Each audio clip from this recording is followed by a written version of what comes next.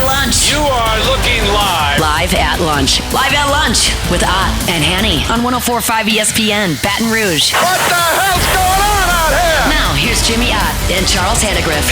For some reason or another, you sound a little taller on radio. Is it live? Is it live? Is it live? Is it live? From Fim Bomb, Sushi Burrito, Poke Ramen. Welcome to the Wednesday edition of Live at Lunch, 104.5 ESPN Baton Rouge. I'm Charles Haddegriff along with Jimmy Ott. Max Gotro out today. He'll be back with us tomorrow. Jordan Kinch is back in the studio. Randy McKay with us today. Wes Reynolds with us today on a gorgeous day here. Easter week. You know, my old friend Jim Hawthorne used to say. Holy Week, Charlie. Holy Week. Come I know. on. I went to Catholic Catholicism school. down, boy. My friend Jim Hawthorne used to say there's always one little cold snap right before Easter, and then we're done with the cold weather. I think we had that, over the weekend last week. I was surprised when I woke up this morning. It was cool this morning, but the warm temperatures are here to stay.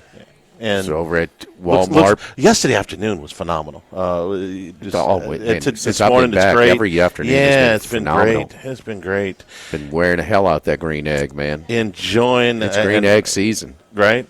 Thibodeau store, baby. Go get your big green egg cooker and all the accessories. Maybe we could send one to Derek Carr.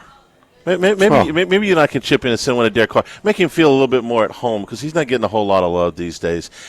And he shouldn't be, although the anger is in a little bit misdirected. But, boy, this situation, this is one of the – he's hurt. You think? He's on – well, he did a He's butt hurt. I don't know if his shoulder's hurt. His butt's hurt. Well, he might require surgery, right? You believe that sort of thing? Yeah, maybe. Well, we believed it up till yesterday, huh? Yeah. Then a little bit more digging and maybe because it's not normal for people to fake injuries, huh? Faking injuries when you've just been recently required to take a physical to sign a contract and there's been no activity on the football field since then, I think qualifies as a little bit fishy. Which shoulder did you hurt? Is it your throwing shoulder or the other one? Don't know. How'd you hurt it? Don't know. How bad is it hurt? Does it actually require surgery? Is it something you could rehab? Don't know. He's good enough. He's in good enough shape to do podcasts and travel all over Europe. Okay. But you could do that, hurt. You can. But is it that, I'm sure or he's is not crunched up in coach? No. He's very well compensated for what he does. Is he aggravated that the Saints are looking for another quarterback? I don't know. They drafted a quarterback the last 2 years. Didn't seem to bother him too much. They may be drafting one a lot sooner in the draft this year than they did the last 2 years. Is that it? How do we know? Are they looking at him as a bridge to another quarterback? They certainly should be. They're not going to win anything with him. But listen, I understand the anger with Derek Carr from the fan base. He's not a very likable guy. He hasn't been overly successful. His play leaves a lot to be desired, although he's not the worst quarterback in the league, but it leaves a lot to be desired. His demeanor with some of his teammates has rubbed people the wrong way. I get all of that. And I'm no huge Derek Carr fan. I like the idea of bringing him in the first year. I didn't like the idea of extending him the second year. I absolutely hated the idea of restructuring the contract again, but I suspect they didn't have much of a choice given the corner they had painted themselves into. But the anger that's at Derek Carr is fine, but your biggest target should be Mickey Loomis. Again, sorry, but he's the one that authorized this signing. He's the one that authorized the renegotiation, the restructure. He's the one that put the something new. Mickey Loomis sucks. He's the one that put the no trade clause in the contract. He's the one that guaranteed this obscene amount of money. He's the one that has the Saints on the hook for $69 million next year if Carr's not with them. And yes, they would be able to redo it again and get enough cap space to field a team. But you're on this perpetual hamster wheel. This is all Mickey Loomis's fault. Okay, Derek Carr is a convenient scapegoat. What has Derek Carr done? Like I said, he's not likable. and he's a middle of the road quarterback. But what has he done to put the Saints in this position? He asked for a contract. He asked for a no trade clause. He asked for the terms to be this, and he signed it. And now the Saints are in this pickle. Whose fault is that? Listen, if somebody walks in here with that contract and asks me to sign it, I'm going to sign it. I'm going to take my money, and I'm going to take all the leverage with it in a no trade clause, which I wouldn't have given Derek Carr. There's maybe 6-8 guys in the league I would give no trade power to. I mean, Patrick Mahomes and Joe Burrow and Lamar Jackson and a couple others, and that's about the list, man. I mean, maybe Josh Allen's pretty good. Josh Allen, he would be on that list. Somebody like a T.J. Watt or a Max Crosby or, somebody like that, okay? Jalen Hurts now that they won the Super Bowl. Somebody like that. I'm not – stop. Let's just not go there. Oh, really? You know how many guys in the NBA have a no-trade clause? You know how many guys in the NBA have a no-trade clause? I don't know. 2. LeBron James and Bradley Beal. That's it. That's the whole list. You don't give no-trade clauses to guys with limited leverage. How many in the NFL have them? It's a pretty short list. I don't have the exact number, but it's a pretty short list. And it shouldn't be. But he's got it, okay? And that's Mickey Loomis's fault. And they're in this cap situation. Why are we crushing Mickey Loomis today? Because there's new information on Derek Carr, and the Saints are in a bigger pickle now. What's the new information? The new information is that the injury may be fabricated. Right. Okay. But that's it. You got to give the Saints fans a lot of credit on their instincts. I mean, they go out, they despise this guy, and he's been pretty average, mediocre. Yeah. Some people mediocre in definition is average, but it has a little bit of a negative connotation. But he's been being sort of that average, right below average, and his career has been average or just above average. And he is, if you had to break down the starting 32 quarterbacks, he'd be somewhere in the middle, give or take, probably, maybe closer to the 20s. 20, then maybe 12, with 16, 17. But they hated him in Vegas. They hated him in Vegas. I think he was a little bit of a scapegoat. Let's remind ourselves that quarterbacks get too much credit. Mm-hmm. You just did one.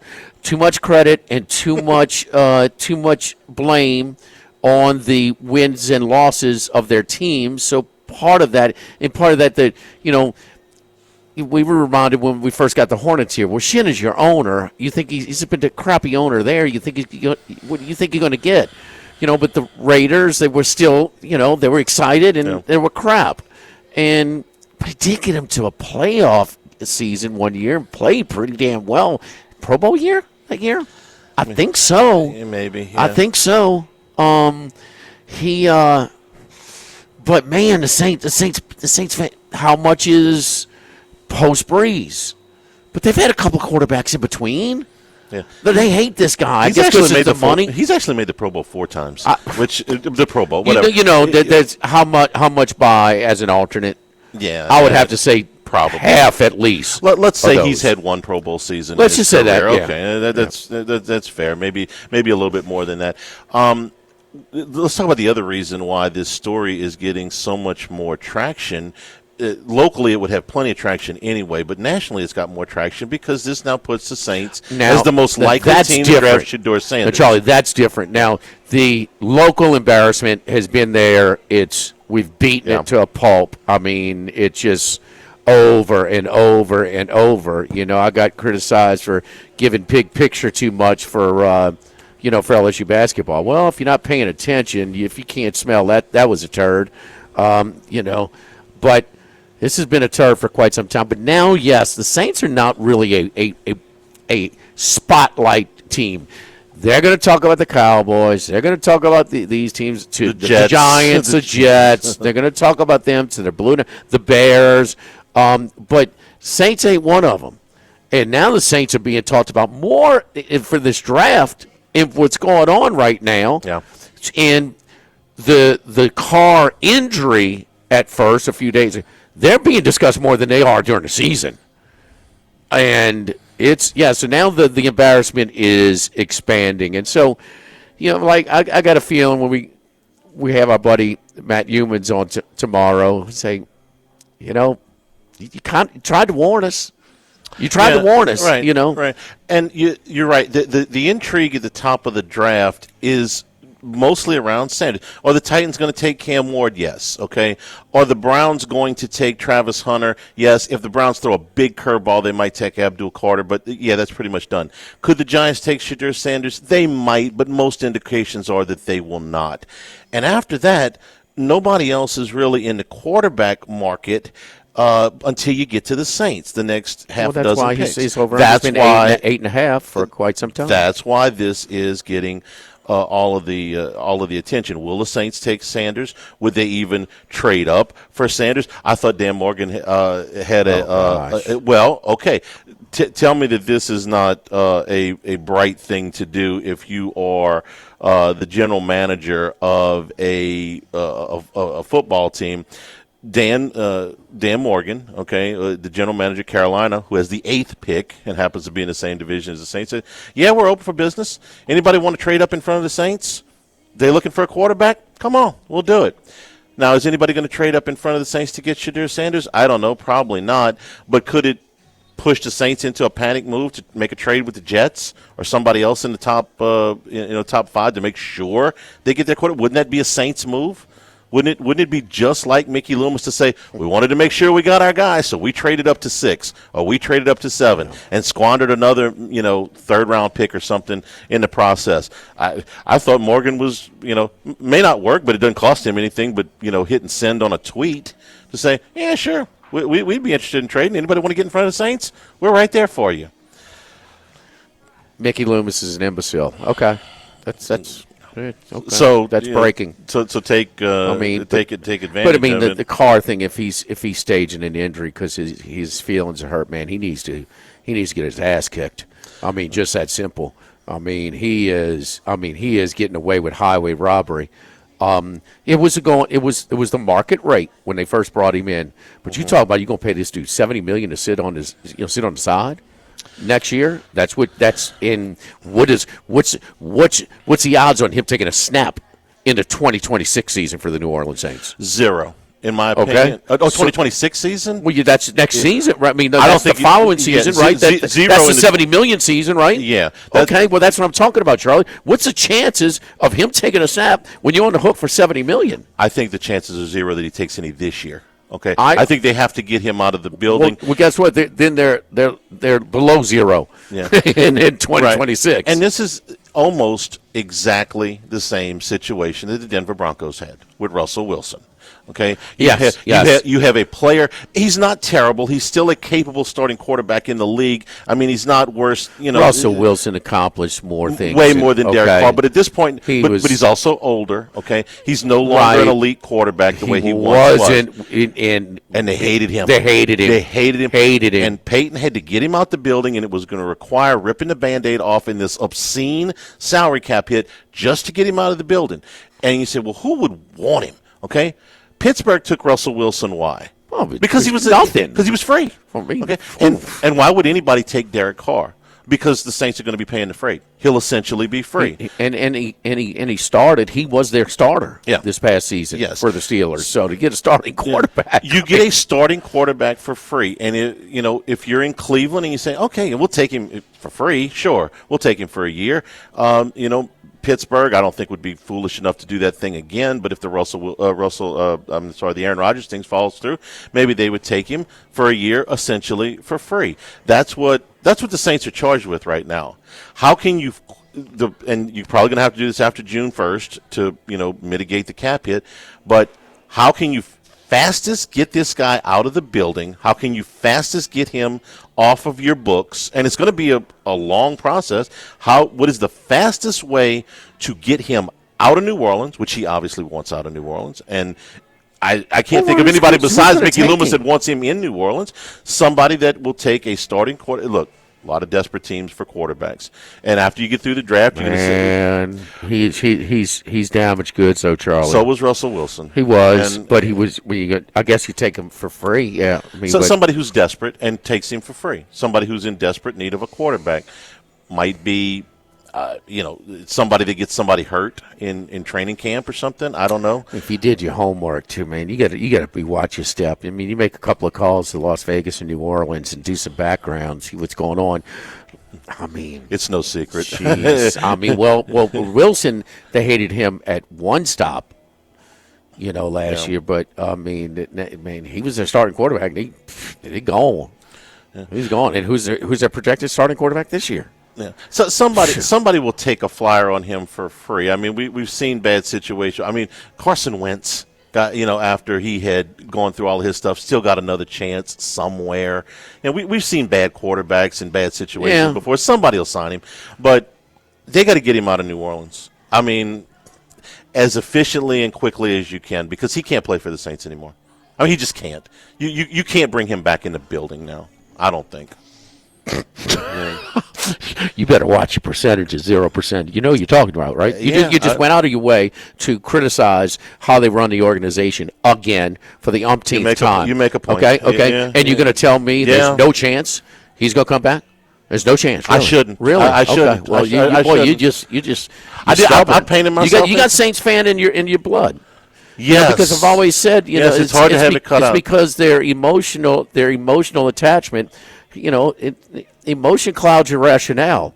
And man, sometimes they just can't see it, and the blind commitment. They suck, right? They're poorly run. Absolutely. Yeah. You can cancel your season tickets? Nope. Right. Nope. I'm right. supporting them. You're right. No, I'm going. When I say you have to get him out of the building, I'm not in power to do that. Well, there's a lot of things that Mickey Loomis had to do, quote. And did. Had. Yeah, no, you.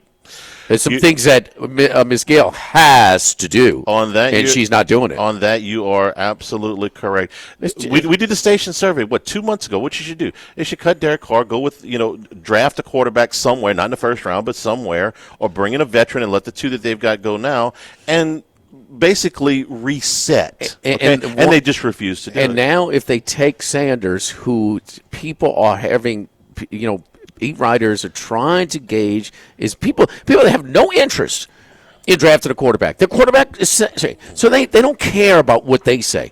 Man, I can't find anybody who has a first-round grade on him. Yeah. So he ain't. This is one where they have to take the best available. Right? That's what it is. We just don't take this guy. Who was your guy that you didn't want to? It was as a tackle. Shamar Stewart, from Texas A&M. The guy that gets one sack a year. Well, but he looks great in a uniform. Shedeur Sanders ain't the best available. He would be. Sure. I will say this about Sanders: before the draft, during the draft, and after the draft, regardless of where he goes, he is a huge risk. Could he be a good starting quarterback in the NFL? Possibly. He would be I'm not saying he can't play, but I would not take him at 9, and he would be a huge risk. Now, it would inject some life, but it would be a huge risk to take him at number 9. That's my pick. I think you should take the best, and there's plenty of guys up there. Plenty pass rushers, offensive linemen. Tyler Warren, the tight end, would be a good pick. Will Howard, the cornerback. There's other things that they could do that would be safer. Sanders would be a huge risk. Until they get the guy out the building, they're not going to. You ever watch a Cowboys fan, and you say how they get excited, and then it's a year after, and now they have the longest drought. Conference championship game in the NFC. Is it conference to play in the championship game drought in the NFC. Yeah. How many times are you going to let Lucy pull the football? Snoopy or Lucy?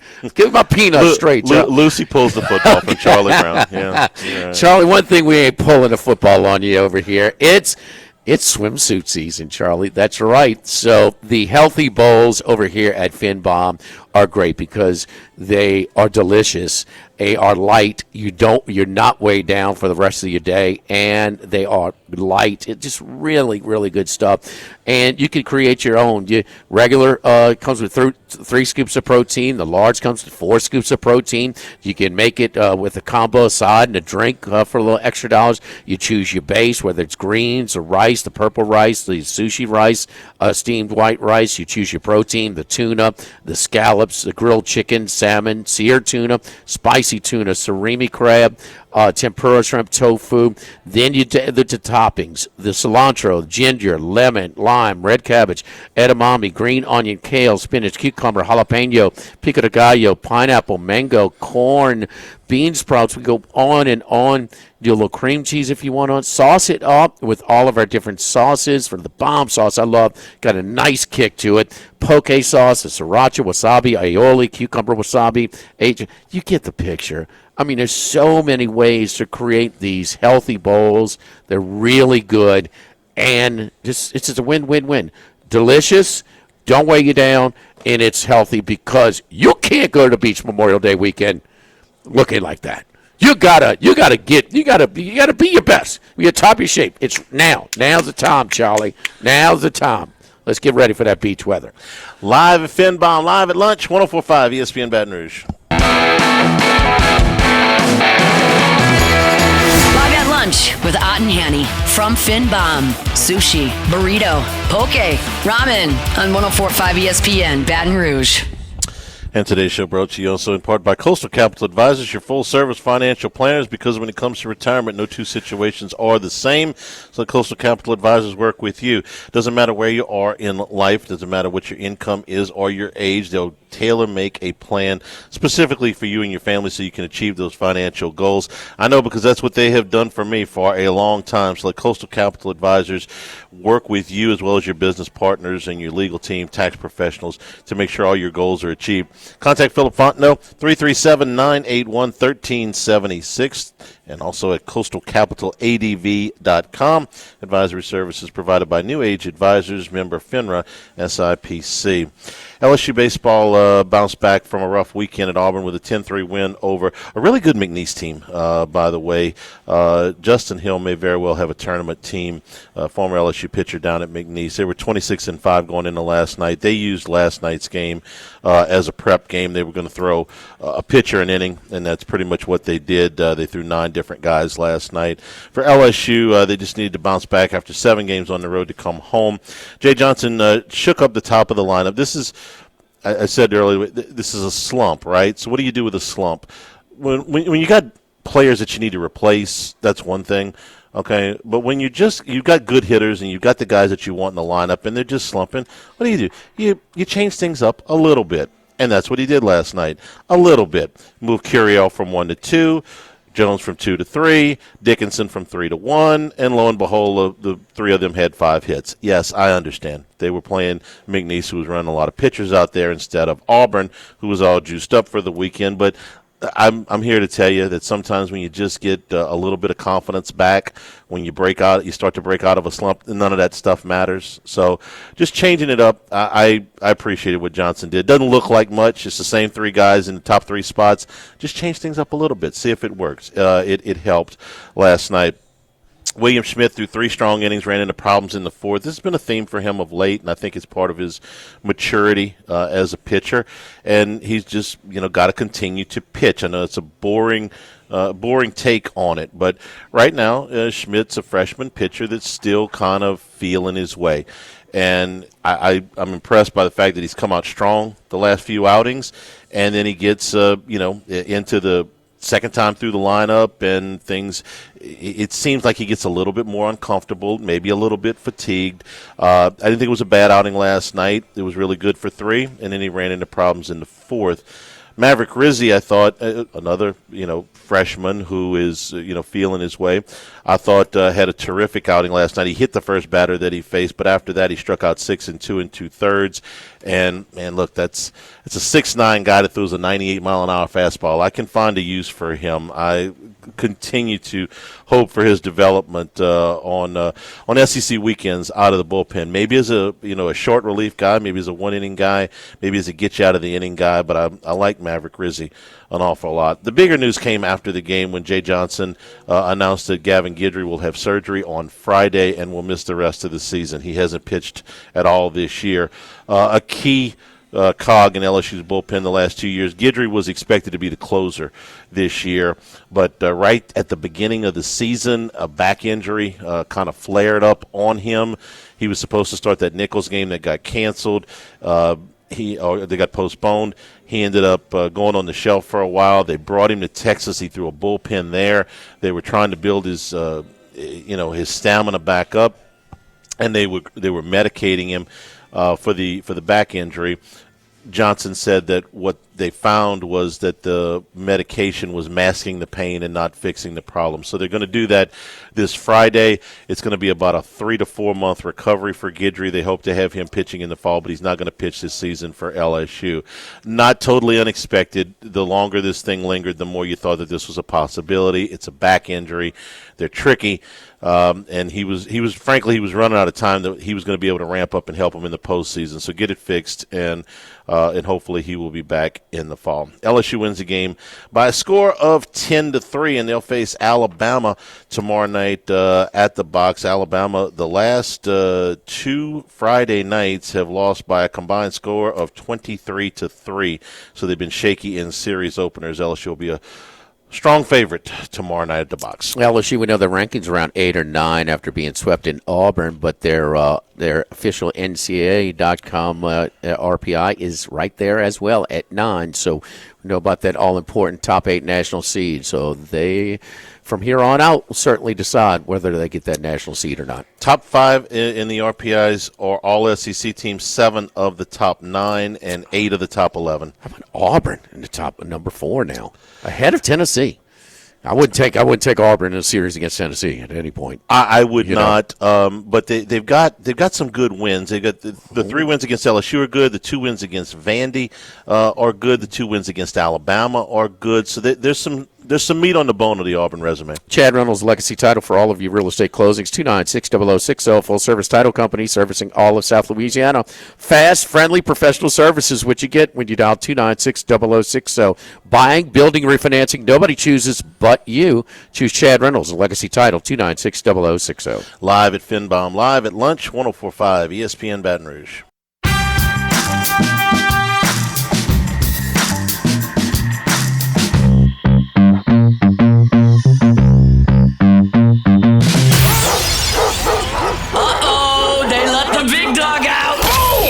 Out of nowhere. It's time for the big dog, Randy McKay, with his best picks. Saints make it official, by the way, with Joe Dumars since we started this Pelicans. show. Yeah, Pelicans, sorry. Saints on your mind, boy. They all blend together these days. I'm sorry. You're right. Big dog, how you doing, Randy? I'm doing pretty good. How about yourself? How was the big trip to France there? You learned that. Of course, you guys know some French, being from the. The French Riviera is not a bad spot. Little Nice, little Monte Carlo, Monaco, Antibes. Yeah, I mean, pretty damn nice. I have to say, and a little tennis mixed in as well. How was San Antonio, man? How was the Final Four? Yeah, it was a good time. A lot of good games, a lot of good atmosphere down there. Good time with the group. San Antonio never really disappoints. It's always a pretty nice city, so enjoyed their time. Got to see some really good basketball. Not bad. Little Riverwalk area is kind of the epicenter of entertainment, activity. All kinds of coaches and in town for the NABC and all the fans. So, and man, the games.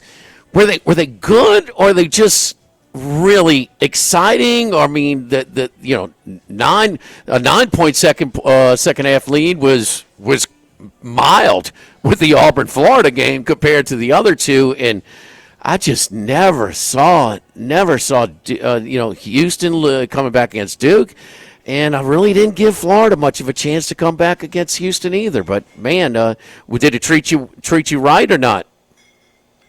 It treated me okay. It didn't treat me totally right. Would have been a little bit better if Auburn would have won for me instead of Florida in that first game there. And fortunately, that one didn't work out. But otherwise, it was a good Final Four. Decent. And the Frozen Four, which we didn't talk about too much, that went real well for me. You did. I was wondering, how it went. Who won? Did Denver win again? Who won? Western Michigan ended up winning. They beat. Okay. And like I said, that was. I figured that would be the championship game when them two played each other, and then they took care of Boston in the championship game pretty easily. So was a good Frozen Four as well. Penn State just fortunate to get there, huh? With their overtime win, being the first trip that they ever had there. Yeah, the Big Ten very overrated in hockey. Okay, they're like number 4 in the hockey rankings, but for some reason the odds makers always make them a favorite every year. And since a realignment, they have not won a Frozen Four. So every year they seem like they're overrated and never produced. Branding, man, branding. They know who Michigan and Michigan State is a lot more than say Denver University. So I mean it's about branding at all sports. And so hey, so where are you at right now with your draft stuff? And also we're going to ask your opinion. Are you paying attention to some of the news coming out of the Saints camp? Yeah, it sounds like. I don't know, this Derek Carr thing with the shoulder there isn't going so well. So, maybe to have a quarterback fall into him there at their pick. So wait and see what happens.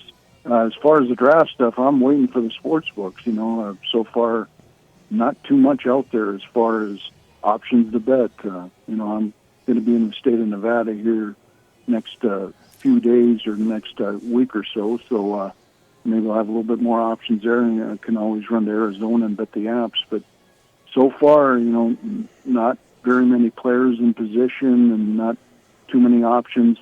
You can maybe look at only 2 quarterbacks being taken. I can see getting a nice plus there if 3 don't go, if Jackson Dart doesn't go in the first round or, somebody else. But that's a big minus, but I think you could get a big plus there if they all fall down in the second round. So that might be one I'd look at.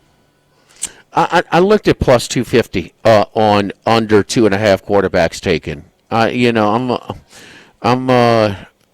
think that and we always talk about that. Everybody reaches to get, but the under that over under for quarterbacks taken.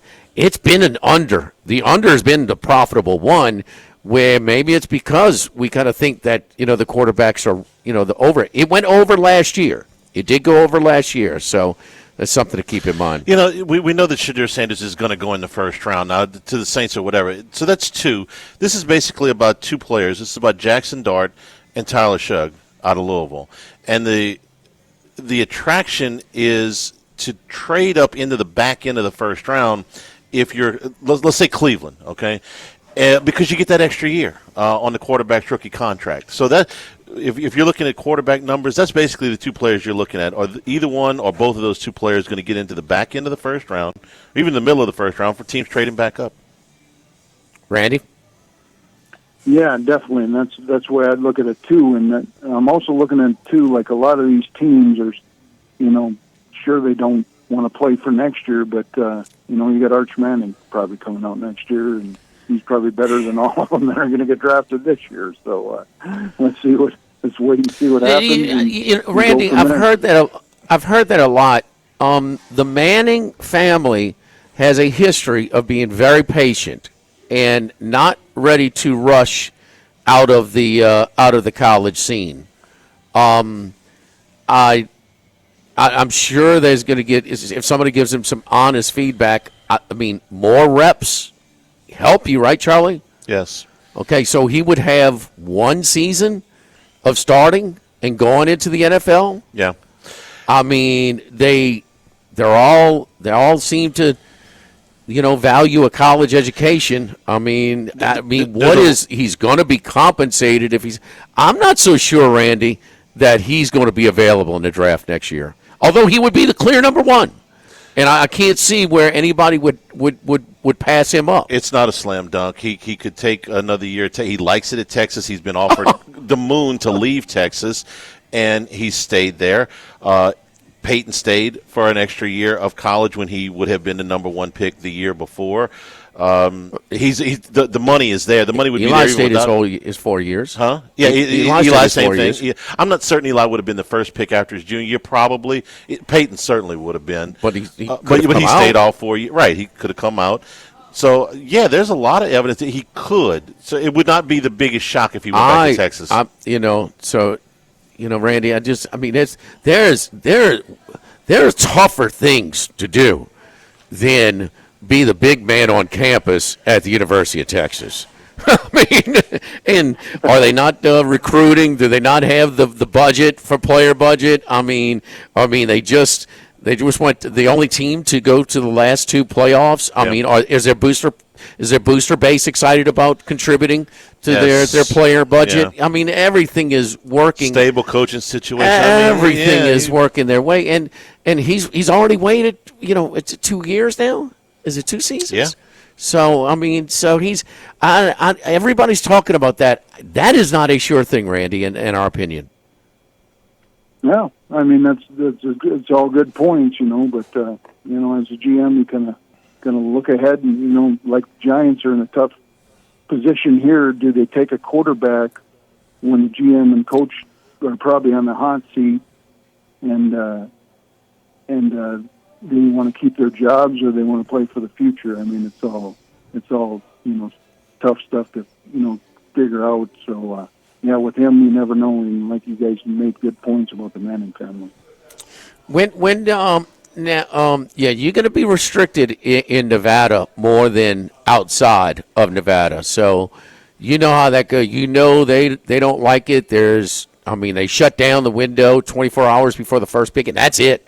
It's done. And not even thinking about any type of live, in-draft wagering and things like that. So, Randy, you might have to get across the border for the to get to, because right now this is kind of, correct me if I'm wrong.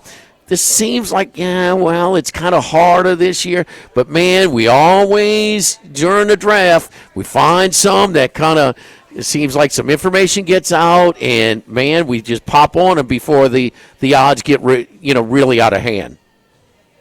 Yeah, and hopefully we can find another Joe Alt to the LA Chargers like we did last year. That was one of my more profitable ones I remember last year, and of course, like I discussed with Charlie and Max last week, this Zabel from North Dakota State looks like a pretty good one. I'm waiting on the draft position for him to come out. And I definitely think, he's drawing a lot of attention as far as being a guard. And now Miami's even talking about drafting an offensive lineman of some sort. So if you want a little tip there, I think. Who is that now? Miami? Gray's, yeah. No, I already took Miami to take an offensive lineman.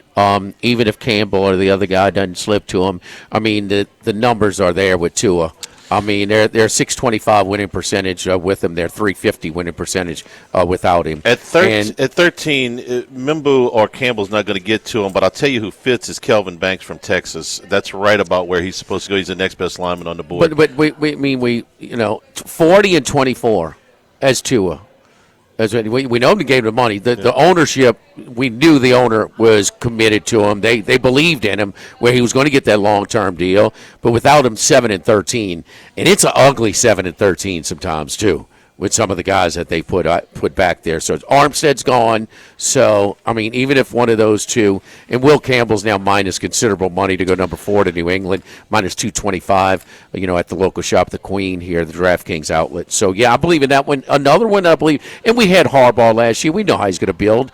He was going to take that lineman last year. We not so sure. I do know about an impulsive guy, and we know about Mr. Sean Payton, and I just can't figure out which one it's going to be, Randy. But it's going to be a running back or a tight end in Denver. I'm just trying to figure out which one. I'll tell you who the running back for North Carolina, if he's available. Hampton, yeah. They would love to have him slide down to that part. So he was plus 140, or running back is plus 140. Yeah, Marion Hampton will be the second back off the board after Ashton Genty, and if he gets to 20, I would be surprised if he's not there. If he's not there, I don't know if there's another running back that works in the first round. I don't know that Colston He's going to take a tight end then. Colston Loveland, the second tight end off the board from Michigan, I don't think is going to be there at 20, but might be. Tyler Warren certainly won't be. The next best tight end is Loveland. The next best tight end after that, okay, I don't know that goes in the first round. Guess what? If he's got those two guys circled, if one of them goes off the board, he's going to move up. The third best tight end on the board is Mason Taylor. and I don't think he's not That's going a to go little that high. That's high That's for a him. little high. Yeah, that's so. a little high, but we'll have to see about that, Randy. So talked to Brandon Stokely earlier this week, and he said tight end or running back for sure. Yeah, it makes sense. You guys know Sean Payton, better than anybody probably on there. So definitely look at that. And of course, Brandon Stokely knows a lot, and it's going to be an interesting draft coming up. And then we also got the best playoffs in sports coming up here in a couple of days too. So I'm looking forward to the that hockey. as well. Yes. So explain to me, Randy, what's the playoff structure in the West? Is it going to be the Avalanche in matched up with like the Oilers or something? No, the Avalanche are matched up against Dallas. Oh, Dallas. Yes.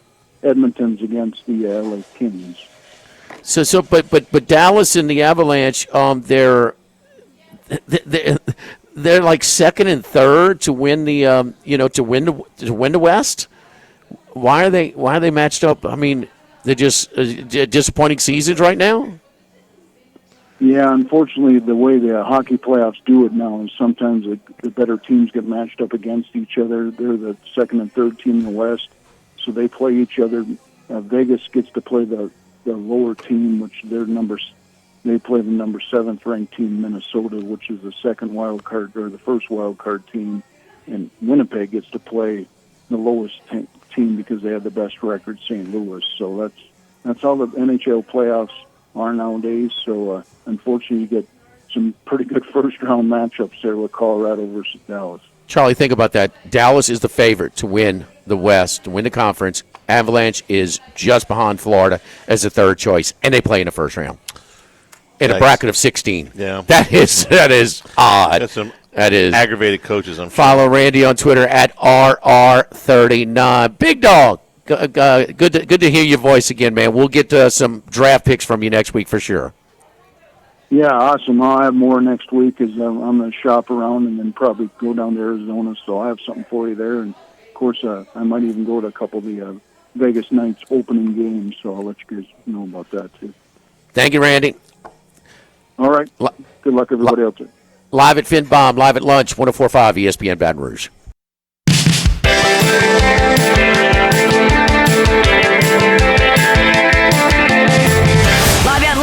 With Ott and Hanny from FinBomb, sushi, burrito, poke, ramen on 104.5 ESPN Baton Rouge. Back here at FinBomb Live at Lunch, here's a statement from Gail Benson about the hiring of Joe Dumars. Joe was somebody I was very familiar with, having dealt with him over the past few years at league meetings. My decision today was not hastily made, not without spending valuable time talking to players, coaches, and league officials. Defensive, huh? Yeah, a little bit.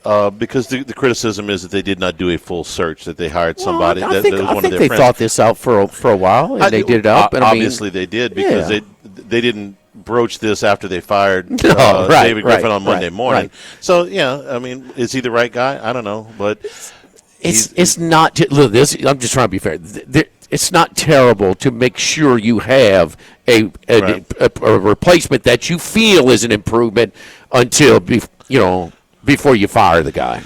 Willie Green staying, Zion Williamson going. That's the early read. Is it going to play out that way? That'll be fascinating to watch. Hour number 2 from FinBomb, sushi, burrito, poke, ramen, live at lunch, 104.5 ESPN Baton Rouge.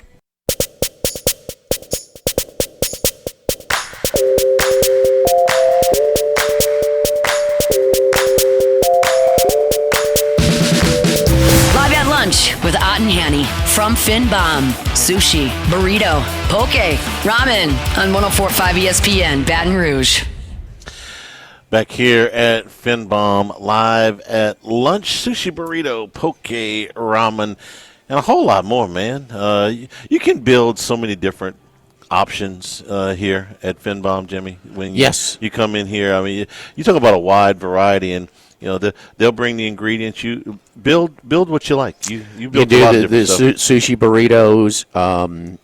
If you've never been here before, I would kind of just kind of find the one that you might like the best, whether it is one of the 7 different specialty sushi burritos that they roll up. They can do.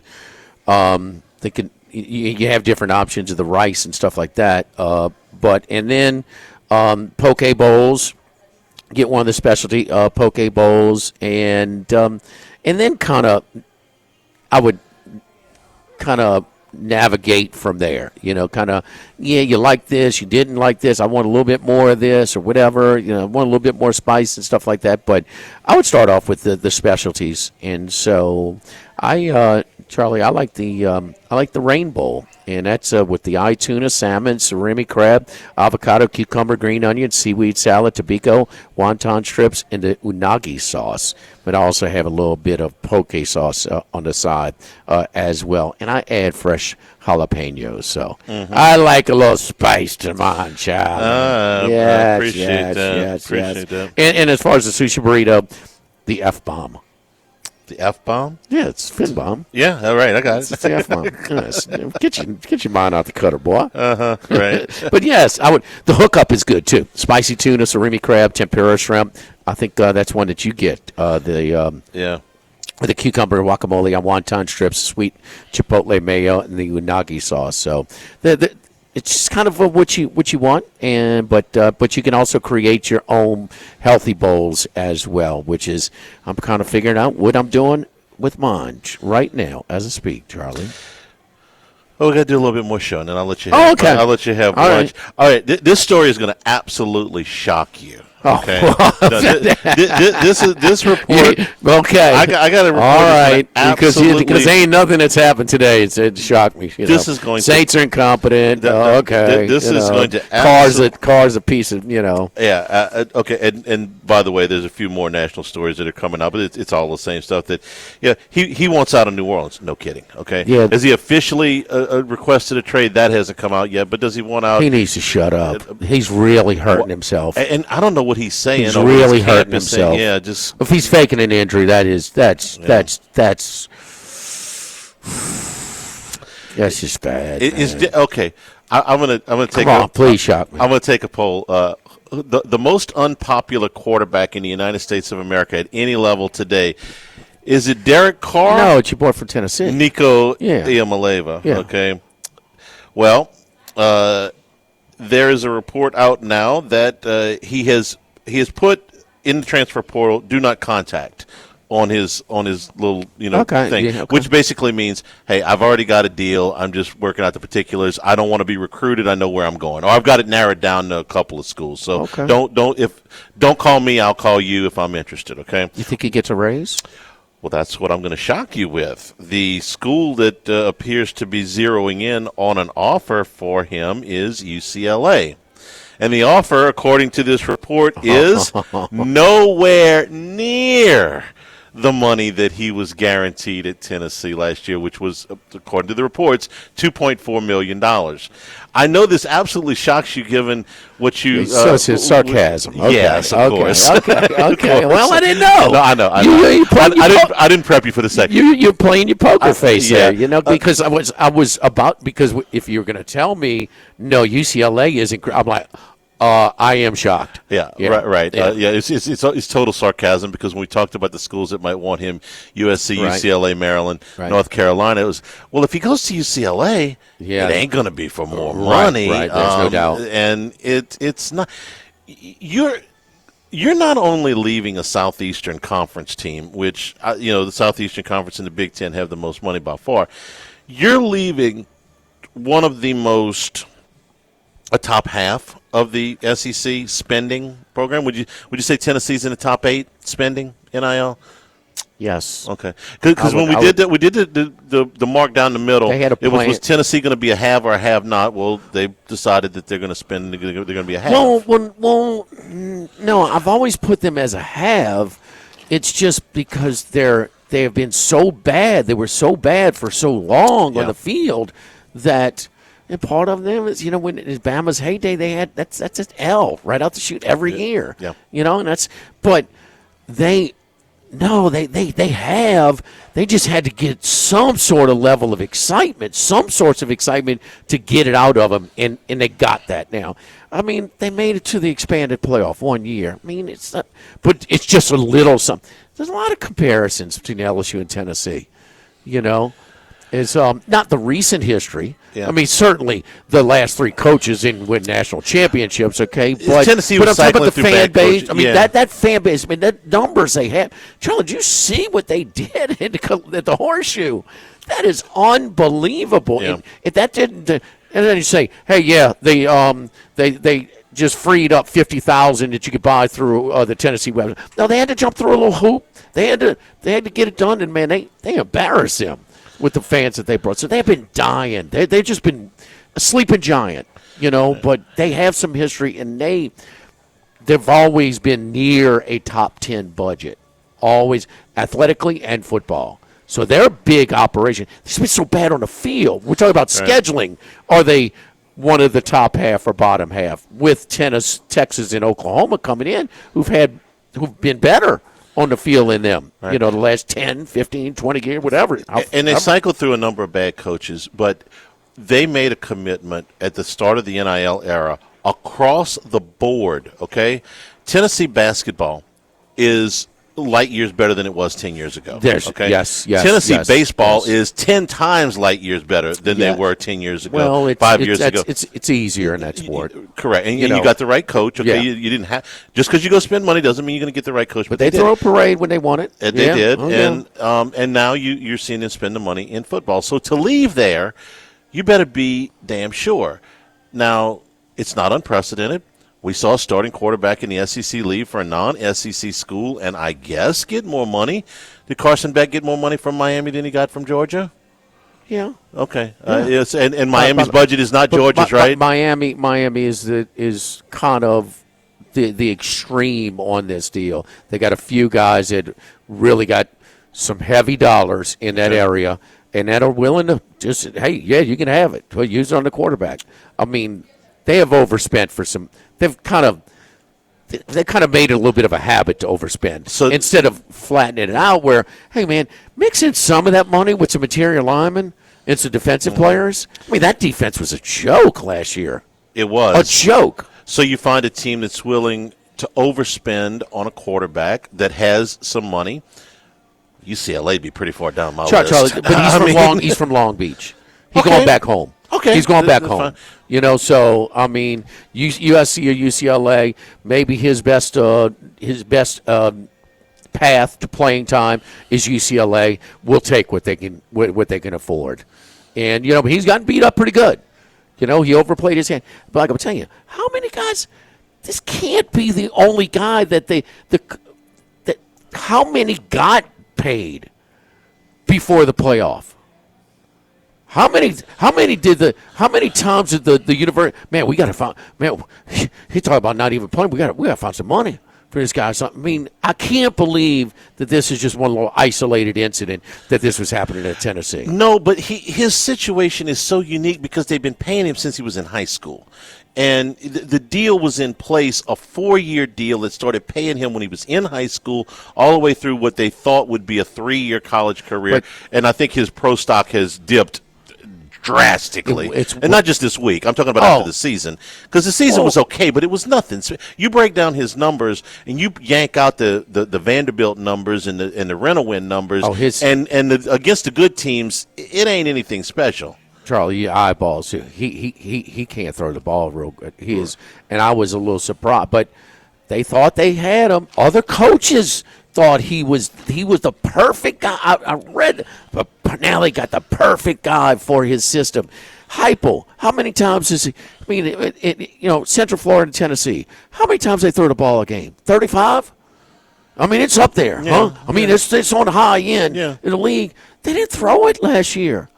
That's because they were. No, Samson scored all the touchdowns, and they didn't just don't make a mistake because we trust our defense and we're going to lean on our running game. No, man, they didn't let him play. The part of how much is it now? How much part of it is they didn't really like him either. It's one thing for him to hold out, saying, "Man, I signed up for 12 games. You owe me 13. I got some leverage here. We're going to you got to have your starting quarterback for the game." Yeah. And how much is trying to rally other guys to follow you with this BS as well. And listen, the players, you can't fault the players for maximizing a deal. But there are there are ways to handle it, and there are time periods to handle it where you're compromising the team and you're affecting the culture of the team. Those NFL scouts, they find things you don't know what they find. They definitely finding this out. Oh, 100%, and that hurts your stock long term. absolutely. Yes, man. You just worried about your hand over instead of being, and that's where I think the players are misguided. Forget the damn the I don't know how to went to almost bogus college degree. Getting all the player-friendly professors just to skate you through. Yeah, I got my degree. Okay, but you can't really speak. I mean, come on, man. I mean, you sure don't sound like you put a whole lot of time in a classroom. But anyway, it's about the guys that are really good that can make the most money. They have so much more at stake with their pro stock. Well, so much more. And how many? If you don't think that there's a layer of personnel in these NFL organizations that are sifting through not just your speed, your measurables, your instincts, your production, but how are you handling? Are you worried about more of this stuff, or or you focus on football? It's a big part of it. It's a huge part of it, and right this second, I'd almost tell him, you probably should have stayed where you were for no other reason than to get the money that you're going to get now, because I think your draft stock was falling after the season, even before this. I don't know if you heard this as much as I did, going into the season, what was the quarterback that he was most compared to? At least I heard this a bunch, okay? And it's mostly because of his height and his stride that I think he was compared to him, because he's 6'6". He's a little bit like your boy from Alabama to me. He's a runner. He's a runner with a highly erratic arm. You're going to laugh when I tell you who he's been compared to the most, because Milroe's 5 inches shorter than him. At 6'6" and 240 pounds or whatever he is, and running a 4.7, and he's got the big arm. He was compared to Justin Herbert. And to me, he's nowhere near Justin. Well, going into the season, that's what you never heard that? I heard that a bunch. That he looks like Justin Herbert in the uniform, the physical size and the stride and all that stuff. And it's like, man, he may look like him getting off the bus, but that's where the comparisons end. He is a similar athlete. He is nowhere near a thrower. I agree. But I could say that. He's a similar athlete. Getting off the bus, they look similar. Herbert can really run, dude. He can fly. He's quicker than a 4.7, man. He's 4.5 and change. I'm going to have to look up what he ran in the combine, but he was. And Nico ran about a 4.7, I think, is the last time he was clocking. He runs well. Herbert ain't no 4.7. No, he runs well, but he doesn't. He's no speed merchant. I think they were talking about it. Even Corso was one of his great. Was it Musburger? Who was it? Man, they were just. Thought he might be the number one pick. They're doing that Oregon-Stanford game and stuff like that. And they talk about he's the fastest guy on the team. He was. He's the fastest guy on the team at 6'6", 6'7". I'll be like, golly. And they didn't let him run as much. I mean, at Oregon, playing quarterback, shouldn't your throwing evaluation be your biggest comp? Huh? That's where we are, huh? That would be mine. Don't forget our friends at Workbox. Workbox can handle all of your movable storage needs, home, on the work site, commercial, residential. Our shipping containers, all different sizes, and can be customized any type of way. You will need a lunchroom for your workers. You need an office, on-site office. You need a hunting facility. You need a work site for plumbers, for welders. I mean, you can split it up. Part office, part storage. You want air conditioning? No problem. Climate control? We can handle that. Shelving, lighting, any type of different materials that you want or you desire. Give my buddy Martin Padial and Workbox a call at 343-4886 and WorkboxLLC.com. Live at Finbound, live at lunch, 104.5 ESPN Baton Rouge.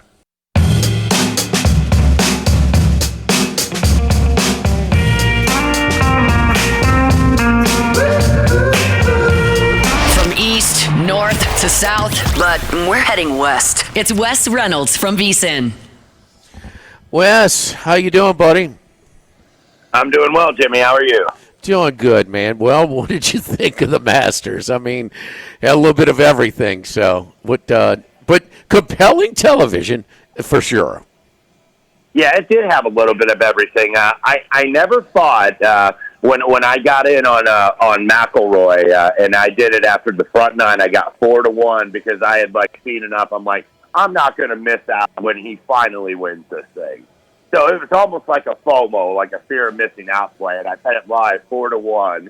And then what does he do? He makes 2 double bogeys on Thursday, and then I could have got 12-1. So I mistimed the whole damn thing, but had to sweat out that 4-1, man. When everybody saw it, when he was up 5 shots, I kept seeing the memes on Twitter, the Vince Carter at the dunk contest. It's over. It's over. I'm like, it's not over. This is Rory McIlroy. It's not going to be easy. There's going to be something that's going to happen. I didn't think it was going to be fucking an 86-yard wedge into the water. But it did, and, yeah. He eventually goes into the playoffs. He finally lays up. He makes a prudent decision to lay up with a big lead, and then it's well, that's why he doesn't lay up, because he chunks the wedge into the water. But, yeah, it had so much drama. I think probably, and I was asked about this in a couple other interviews, Jimmy, where would you rank this? It certainly would be in the top 5 all time for major championships if you go all the way back to Jack in 1986. If that's your cutoff point. That was up there. Of course, Tiger winning in 2019 when he came out of that big pack that was all tied for the lead.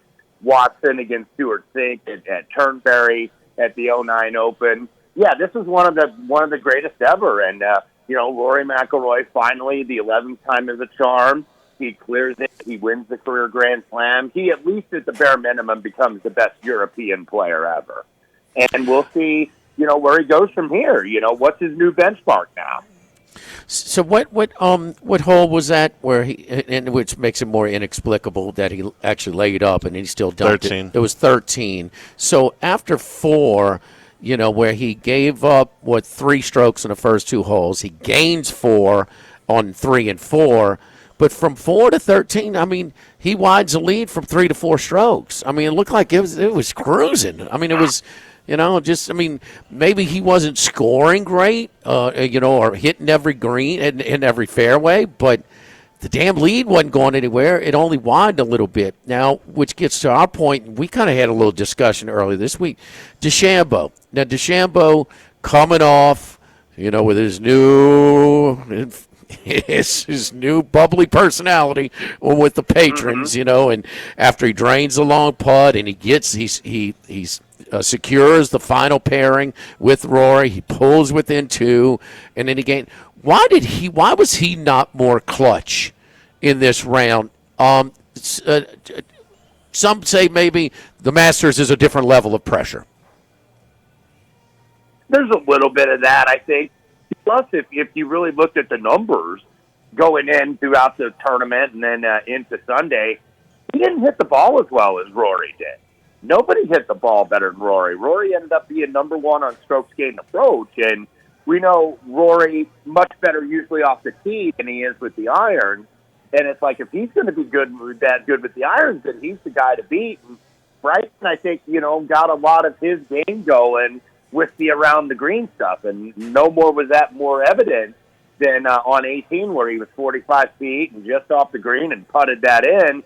He was gaining a lot of stroke with the putter and gaining around the green, but he wasn't necessarily hitting it as well as Rory was. Nobody was hitting it as well, and I think maybe the pressure got to Bryson too, because remember when Bryson won the U.S. Open? Yeah, he was right in the mix and he was in that final group, but he had to come from behind, or Rory had to give it to him and let him back in the thing, which he eventually did.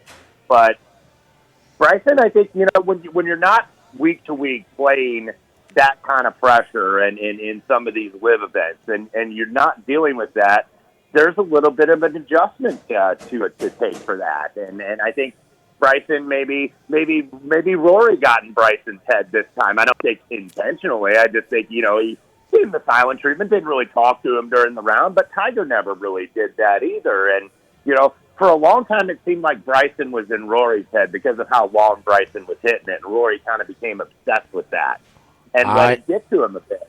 And now the shoe's on the other foot, and it certainly was on Sunday.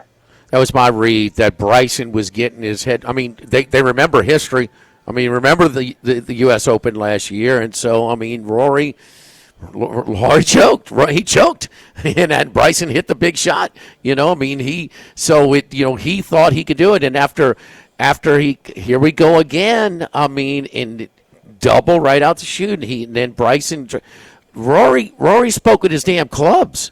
I mean, to come back and gain 2 strokes the next 2 holes. I mean, that's all the saying you need. That's as intimidating as anything to punch back the way he did on holes 3 and 4. So it was good. It was good for golf, and I think it was good that. And I mean, nothing against Tiger Woods, but so many people still hold on. Well, it's not Tiger. I mean, even the sports books will tell you. Well, when Tiger's not, we get so much Tiger. I mean, he drives the ratings. He drives for golf to flourish without Tiger. It's a big deal. It's a big deal to me. So right, yeah, because everybody is holding on to that, and it's like it's over.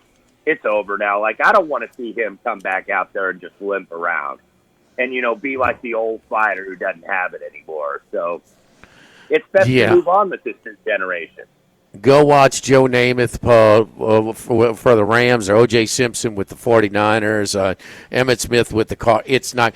I watched Michael Jordan in person with the Wizards. So, I mean, it's just, I mean, just you can impact golf, and golf needs you. Lord knows, golf needs you, your leadership right now. And so, but he can impact. Besides that silly stuff on Monday and Tuesday night, that the fake excitement and all.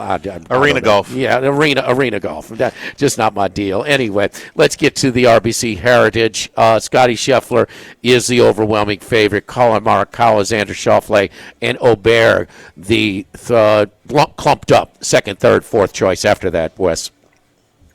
Yeah, Scotty, of course, won this last year, defending champion, the week after the Masters, which is really impressive. And I like this RBC Heritage event in Hilton Head, and I always have liked it. I don't like that it's a signature event right after the Masters, because you feel like there's some guys that maybe don't want to be here that wouldn't be playing it if they didn't have this event. So, having that after that grind at the Masters, I don't typically like that, but I do like this event and have had some success with it. But not going to start with Scotty Scheffler. Going to try one more with Colin Morikawa, who disappointed at the Masters. He was T14, was never really in it on the weekend. But if you look at the numbers, he was third overall for what they call strokes gained ball striking, and that's adding off the tee with approach.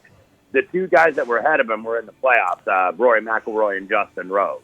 And it just seems like this would be a perfect course for Morikawa, because you don't really take driver as much off the tee. This is a less-than-driver course, a Pete Dye design, only 7,200 yards, a lot of dog legs here, so you can't really overpower this joint necessarily. So I think that would fit for Colin Morikawa.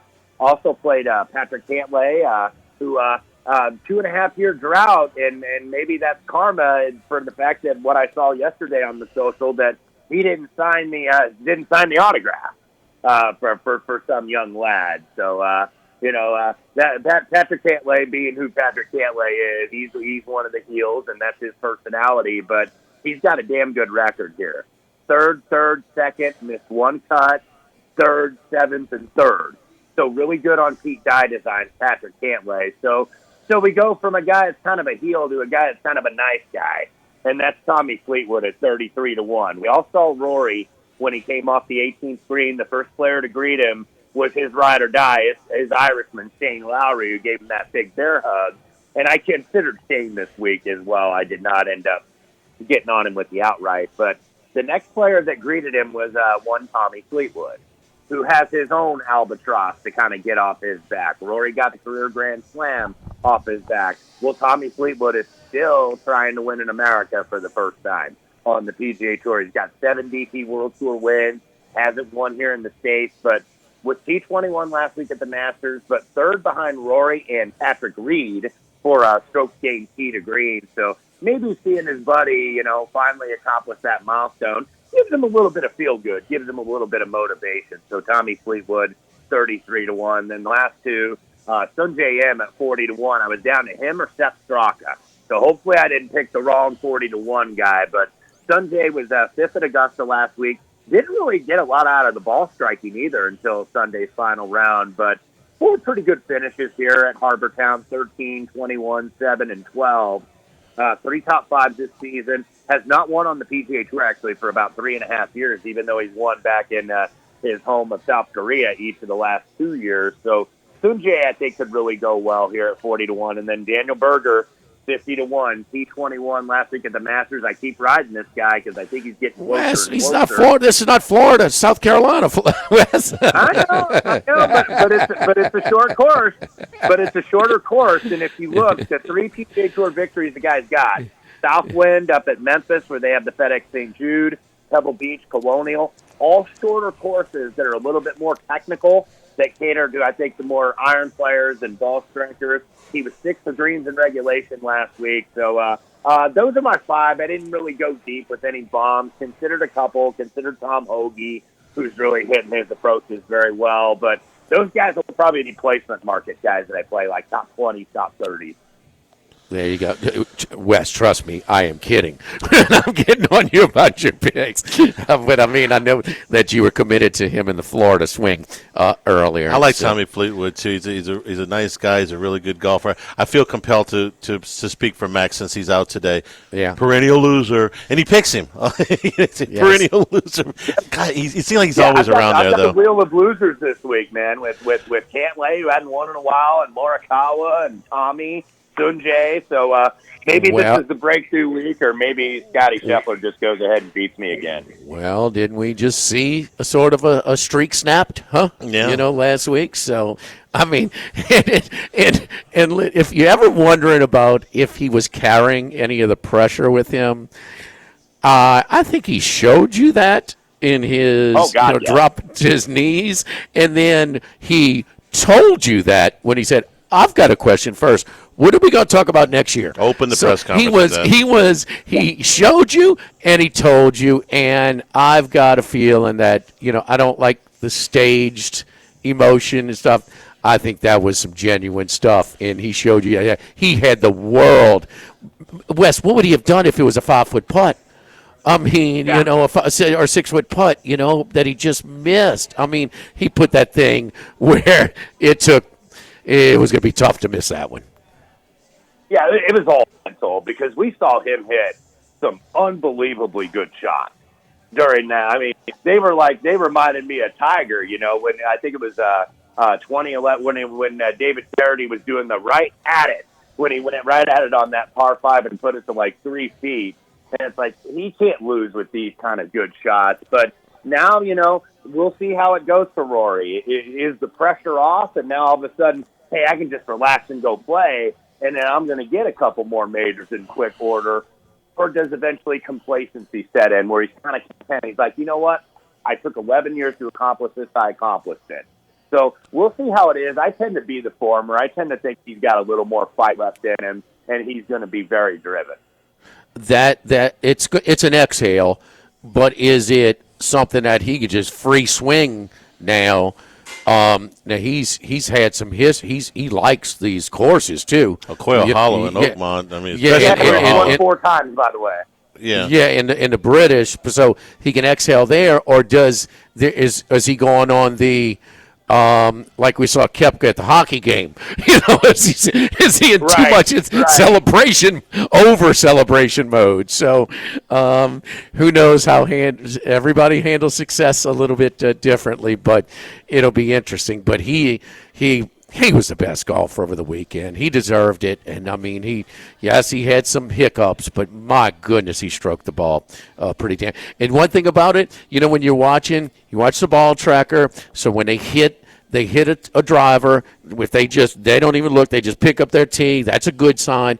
When Rory McIlroy starts pacing, quick walking behind his shot and his approach shot, that's a damn good thing. So, I mean, he's, on Saturday, was it 17 or 18? He hit one. He started walking right after it. Right. And then, of course, the last one as well. So, anyway, Wes, give me your thoughts on this before we get out of here, your thoughts on this the college football and the Tennessee quarterback, and this balancing act between the coaches and the players and all that. Where we are. Well, that's where I think we're trending to, and I think you're going to see more of a groundswell or an outcry of support in terms of maybe making these players and designating them as employees, as actual employees, where it's like, you know what, you sign a contract, but that means I can, because we know kids get put in the portal too. They don't just willingly go. But where you make it more official, where it's like, hey, I can fire you. I can let you go, because of all this money that is being dealt with now with what is going on here. So I supported Josh Heupel in Tennessee for taking a stand. And look, now these players and these young men have bargaining power. Understand, hey, this is my number for me to come there. It's business now. It's total business now.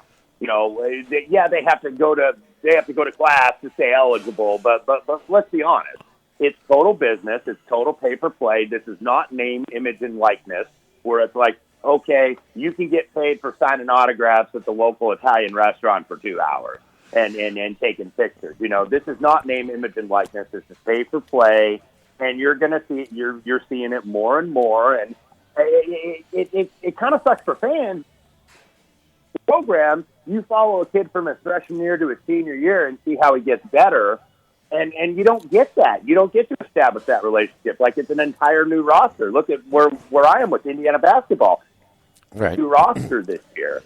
So that's the way it's going to be. It's not. They're not going back. Wes, great stuff as always, man. Appreciate it. Good luck this weekend in the RBC Heritage. We will talk to you next week. You bet, fellas. Thanks for having me. Don't forget our friends over at United Community Bank. Running a business can be difficult enough without the right relationship with your bank. Because United Community Bank's local business bankers, you're not just a number, you're a partner.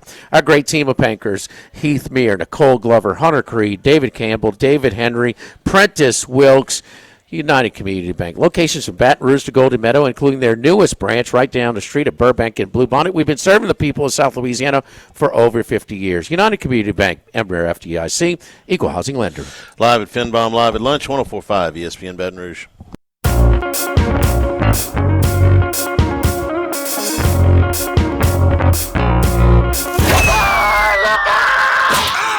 Our Wednesday consensus golf picks are brought to you by Dana Brown at the law offices of O.C. Brown. Back here at Finbom live at lunch. All right, yes indeed. Our consensus golf report each and every Wednesday at this time, brought to you by Dana Brown at the law offices of O.C. Brown, your law firm for a lifetime, 343-1111. Both Charlie and I have used Dana's team of attorneys for different reasons at different times of our lives and did not hesitate 1 second to recommend them to friends as well. He's our guy. Never charge for that initial consultation. 343-1111 and ocbrown.com. Two picks. First of all, let's get to Max's picks. He has Justin Thomas. Justin Thomas, who's in the 20-25 to 1 range. Shane Lowry. We're trying to make a little Irish swing, huh? So, Lowry and Rory. But that would, well, you got to think with the, getting the career slam, that's for the Zurich's happy, huh? They have to be happy. The defending champs. Biggest draw that the Zurich has ever had. You can't do any better than a Grand Slam winner, fresh off the Grand Slam, coming to the Zurich. They've had big names there before, plenty of them, but this has got to be the biggest jolt that the Zurich has ever gotten. So, and then of course you see that team, Lowry embracing him. Yeah. Leaving the 18th on his way to the post round presser. But they're buddies, their teammates. They had doing the singing Journey after they also won genuine, last year. None of that. Everybody loves Lowry. Rory, you don't need to speed off, when you lose the U.S. Open like that. He's been put in, they kind of pushed him to the forefront as being, a spokesperson for versus Live, the PGA versus Live. But, hey, man, he's this is a cool thing. Shane Lowry looks like the guy that you meet in the bar, and it's like, hey, let's go play 18. It's like, wow, you're really good. He's not the stereotypical golfer. He's a bigger guy. He's got the big beard. He's Lowry? Yeah. Oh, no, Lowry's a jolly old guy. He's every man. He's just really good at golf. No, everybody talks about how likable of a personality he is. So Max has Lowry as well, JT and Lowry. Lowry is in the 28 to 31 to 1 range. He has Jordan Spieth. Jordan Spieth at our friends at the Queen, the DraftKings outlet, is at 40 to 1. And he also has Bud Colley. So Bud Colley is down the list a little bit to 75 to 80 to 1 range. So that's his 4 picks. Our common picks, our consensus picks, and we have 1.5. Okay, and I'll qualify that in a second. Certainly, both 2 of our contributors have Jordan Spieth. The best number is, again, at the local shop here at the Queen, at the DraftKings outlet, 40 to 1 on Jordan Spieth. And you just heard Wes mention Sepp Straka, and our other contributor has Straka. So, I mean, 1.5, kind of. Okay. I mean, you know what I mean? Since we only have one. As long as you explain to me why. Okay. That's fine. And Sepp Straka, the best number is FanDuel has him at 45 to 1. Is at 45 to 1. So Straka and Spieth there. So you heard Wes just talk about Morikawa, Cantlay, Fleetwood, M, and Berger, and the other one. Now another.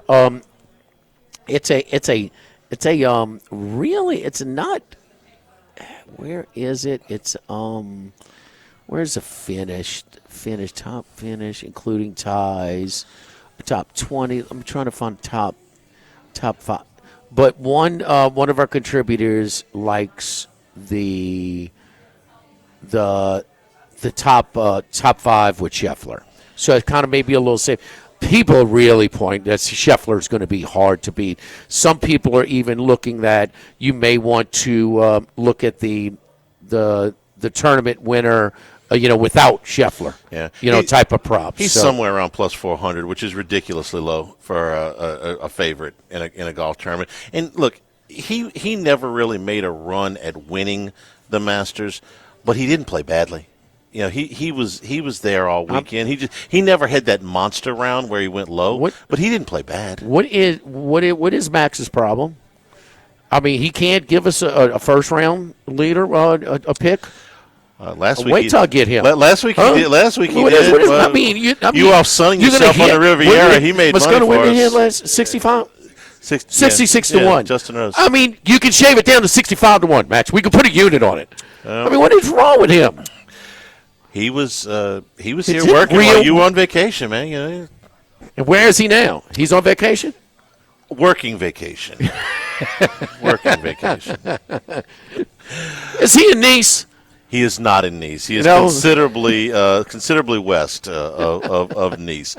Today's show brought to you by Total Maintenance, AC and heating, generators, electricity, plumbing, your one-stop service and sales shop for all of these things, both in Baton Rouge and New Orleans. Their slogan's always been service today, every day, so you're not going to sleep uncomfortable. Full service staffs in both Baton Rouge and New Orleans. Authorized dealer for Carrier, American Standard, Daykin, and Rheem AC units. Generac and Cummings generators. So if you're needing a tune-up right now, a check of your services, check. Just mention our name. Live at Lunch, Jimmy I, Charles Handegriff, Max Gotro, who's on vacation. They'll give you $100 off of your AC check. Electrical and plumbing needs as well in Baton Rouge is 480-1000. In New Orleans, 841-3300. Service today, every day at Total Maintenance. Live at Finbaum, live at Lunch, 104.5 ESPN Baton Rouge. Live at Lunch with Ott and Hanny from Finbaum. Sushi, burrito, poke, ramen on 104.5 ESPN Baton Rouge. Jay Johnson meeting with the media, a little bit coy about what he's going to do with his pitching rotation because Alabama hasn't said anything about their pitching rotation. We certainly know what happened. History here. 2 years ago, we had a little. Just what a bizarre story that is. 2 years ago, Luke Holman, who later pitched at LSU last year, was pulled from the lineup late, and his coach tipped off a gambler that made a six-figure bet at Cincinnati, the ballpark, Great American Ballpark in Cincinnati, and all kinds got of surveillance. Got the coach fired. Got all kind of stuff. But I got inside information. Yeah, it's about as inside as it gets. New coach at Alabama, obviously now, and Paul Skeens won't be pitching on for Thursday night, but we'll be at Walk-Ons tomorrow. The game at the Box tomorrow night, Thursday, Friday, Saturday series. We got two more in the play-in tonight. Yeah, Alabama's, they're 11 RPI. Yeah, which is really strong. But I feel like they've kind of fallen out of their tree, Charlie. I think they lost their last two series, and they've been bombed on the last two Friday nights. So it doesn't surprise me that they're thinking about changing up their rotation. They've really been hit hard in the first game of the last two series, 23 runs. His coach might give you a little side. He's got a little piss and vinegar to him too. Yeah, he does. I'm looking forward to this series. Going to go out tomorrow night at the Box. Also, LSU gymnastics tomorrow night from the NCAA national semifinals in Fort Worth. Can I give a shout out? Sure. To this morning, because I'm still France we're ahead, so I'm getting up real early still. Okay, your body clock's so adjusting. I went and say, I had to get some plants. I'm getting, you got to work in the yard right now. So my buddy George is working the plants at the Walmart, this morning. And he said, Jimmy? I said, yeah. I said, man, I've been listening to y'all for a long. I said, okay, George, you tell me this, bro. You see Hanny over here early in the morning picking out plants, huh? I want to know. I want to know when you see that, George. Thanks, George. appreciate the help. No, you're not going to see that. Yard work ain't my thing, man. Nice guy. I just wanted to give him a little shout out. Don't like that. Heat and Bulls, Mavericks and Kings tonight. Losers' season is done. Winners move on to the games Friday night. I know you're going to do this for Auto Locks later, but any initial thoughts about Heat Bulls or Mavs Kings tonight? Well, the Bulls have beaten them all three times during the season. They're at home. Is this the third straight season they've met in the play-in? Heat and the Bulls? I think it is. It was definitely 2 years ago. Yeah, I think this is 3 years in a row. Yeah. And the Heat barely won, didn't it? Heat won, remember, knocked off up to. Yeah. What's the spread? Bulls favorite? Bulls 2.5 at home. Yeah, kind of like Bulls at home. Kings to 5.5 at home against the Mavs. Yeah. Thanks to the folks here at Finbaum for being our host tomorrow with the original Walk-Ons, Burbank and Nicholson. Again, we'll be out ahead of LSU and Alabama. For Jordan back in the studio, for Jimmy out, I'm Charles Hanniger saying thank you and good afternoon. Stay tuned for Hunt Palmer on 104.5 ESPN Baton Rouge.